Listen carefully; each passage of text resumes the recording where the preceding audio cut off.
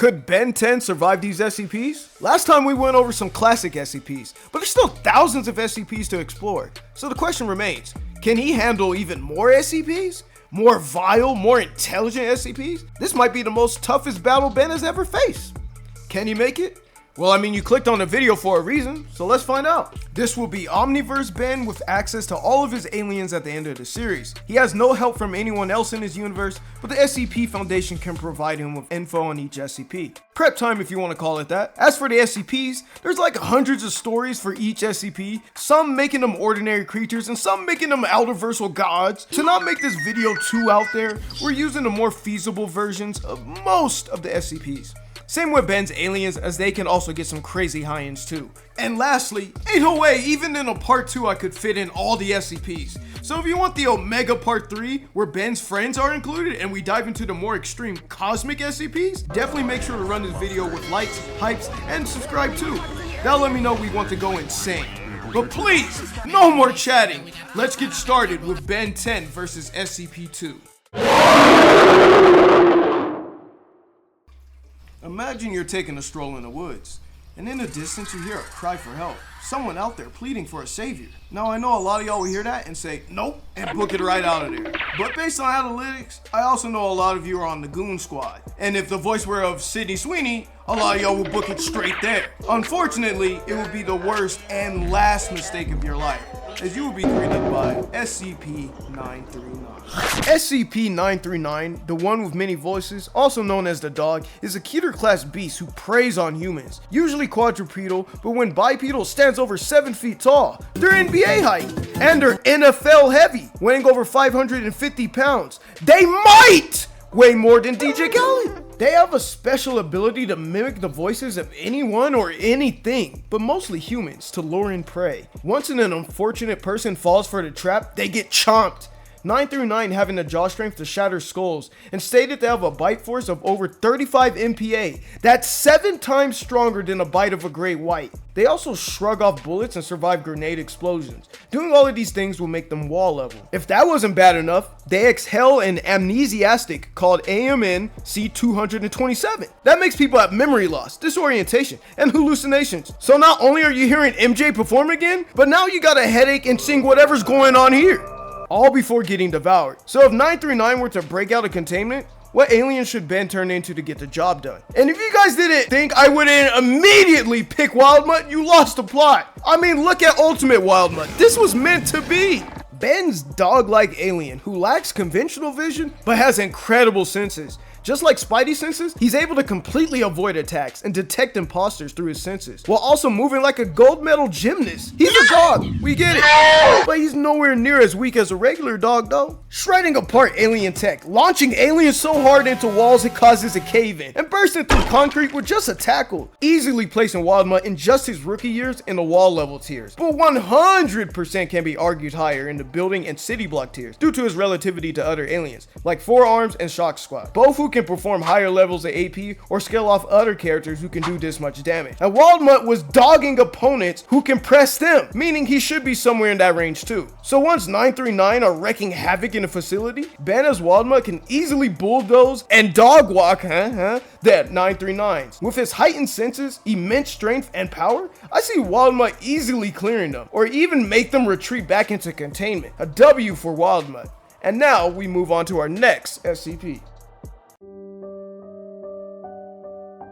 SCP-049, also known as the Plague Doctor, a Euclid class SCP and one of the older SCPs, being around since the medieval times. A tall, slender figure who appears to be like a Plague Doctor of old, but his cloak is actually his skin and his mask is made of bone. His cloak makes him bulletproof, and he can rip a man in half with just his bare hands, already easily wall level. His IQ is phenomenal, being one of the tiny few beings to calm down the shy guy, and in some articles even prevented 682 from evolving. But his true threat is his ability to cause instant game over on anybody he touches. Very similar to Darkstar actually. These beings he touches become zombified puppets to 049. Theoretically, he could create a whole army of these 049-2s. But as long as he doesn't view you with the pestilence, as he calls it, he's pretty chill. So instead of instantly trying to fight him, Ben can transform into his more intelligent aliens to engage in an intellectual discourse. SCP-049 enjoys a conversation with like-minded individuals, so a conversation between him and gray matter could be really interesting.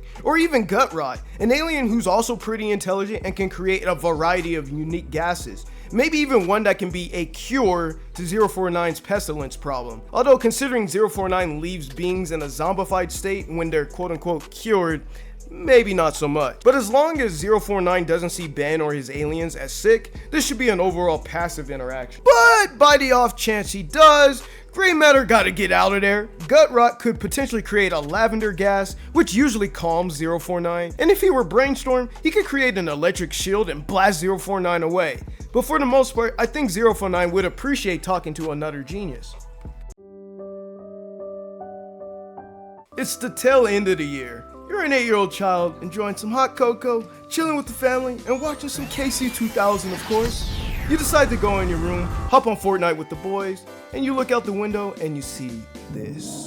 SCP-4666, also known as the Yule Man. And I'm gonna cut to the chase. This guy's just awful! Like, by far the most evil character I have ever covered on this channel. Half of the stuff he does, I can't even mention without YouTube snipers coming for me. To sum it up the best I can, the Yule Man is a 7 feet tall humanoid creature who appears randomly in a location north of 40 degrees latitude, only showing up around December 21st to early January. Got about 12 days. He's either A, gonna game over the child's whole family and force the kid to watch, then take that kid and drag him into a bag and force that kid along with many other kids to make quote-unquote toys.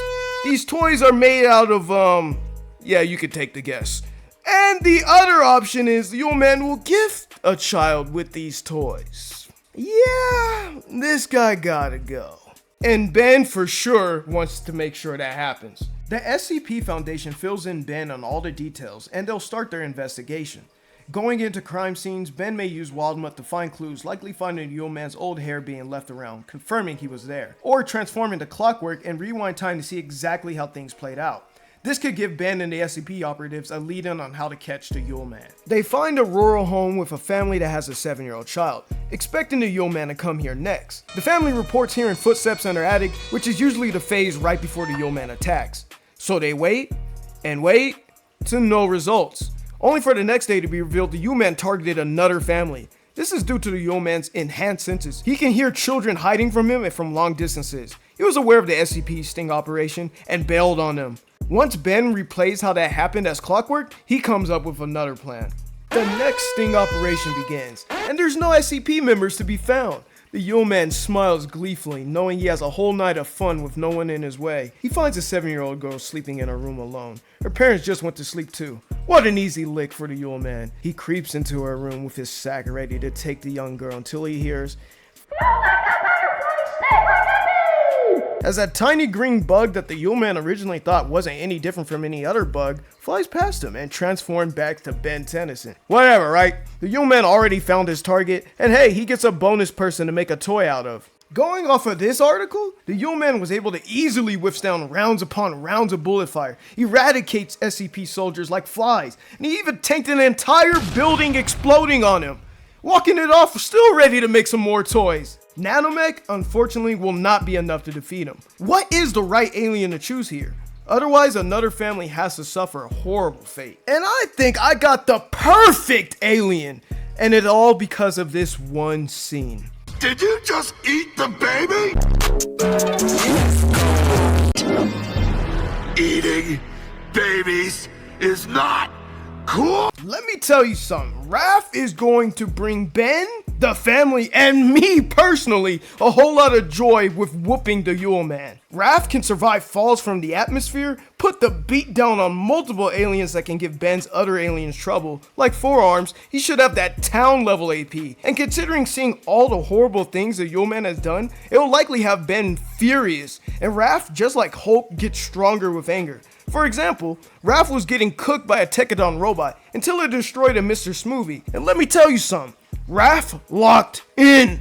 absolutely folding the droids afterward. So not only does Ben have the AP advantage, but he's also rage amp. And let me tell you something, the Yule Man is going to get absolutely fried. Either Raph fully exterminates the Yule Man, or at least rid him enough for families to enjoy winter without him for a very long time. A much needed win for Mr. 10. Y'all know Galactus, the classic Marvel villain who consumes worlds? What if he was a lobster? Yeah, this is a real SCP. Meet SCP-3485, or also known as Omega Messier, a Keter class cosmic being who has the appearance of a lobster, but the size of DJ Khaled, being measured to be well over 1,500,000 kilometers long. He's bigger than our sun. If it isn't obvious already, 3485 can easily bulldoze through planets, and he loves chowing down on small stars as if they're 5-course meals. Clearly making 3485 around small to regular star size level. An immensely powerful being. When the SCP Foundation catch sight of Larry and their space observatory coming towards Earth, what will Ben need to do? Once again, if there's a passive solution, I try to bring up that hypothetical. And for this hypothetical, I propose Ben transform his atomics. It's confirmed atomics can create stars with enough practice, so with 3485's slower movement, maybe it'll give Ben enough time to make a small star for 3485 to consume and hopefully leave Earth be. But if 3485 isn't satisfied, then what?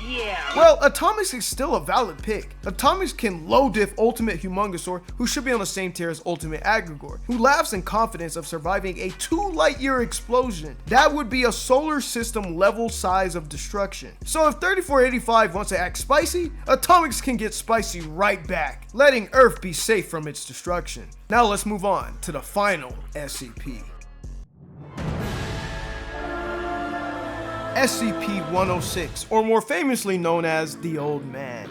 A Keter class SCP with no direct origin, but what is known is that you do not mess with him. For the most part, he'll just sit there Menacingly! and do nothing until the moment he decides to get up. It's not random. He found his prey. And the SCP Foundation clearly wants none of that, as they built well over 40 layers of walls to keep him away. And it's not enough. The Old Man can pass through nearly all solid matter and create corrosion on the areas he spawned from. No matter how fast someone runs, the Old Man will almost teleport to where they are, and it's GG's. Beating the ever-living donkey out of his victims or slowly melting them away with his corrosive ability. And then he takes them to his pocket dimension. Yes, this being has his own pocket dimension where he tortures his victims for how long and however he wants to. The SCP Foundation literally can't do anything about this guy. They're just grateful that this Old Man stays inactive for most of the time. With that info given to Ben, how would he try to take the Old Man down? Seeing how the Old Man likes to grab his victims into his pocket dimension, Ben might want to use Ghost Freak or Big Chill to take him on. They both have the ability to turn themselves intangible, but they still can interact with everything else. So if either of these two aliens, he can avoid the Old Man's attacks. Although Big Chill's freezing ability might not work on the Old Man, as he might melt through the ice and retreat to his dimension. Or with Ghost Freak, he might try to control him, which might get Ben trapped into his dimension. And that's the worst case scenario, as the Old Man has full dominance over his dimension, controlling space and time, shifting the landscape to whatever he desires. He's going to force Ben to have the worst haircuts possible, while also attempting to break the bones off of him. In his dimension, the Old Man has universal power.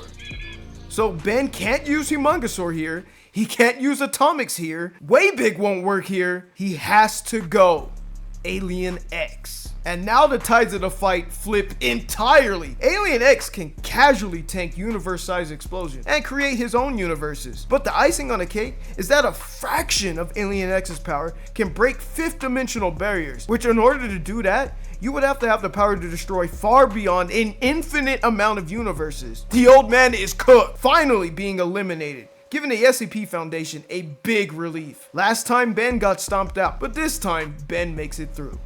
But what do you guys think? Would you guys use any different aliens for these scenarios? What high-ends for these SCPs I didn't mention that you want to share? Tell me what SCPs y'all want for the finale. But with all of that out of the way, I'll catch y'all later.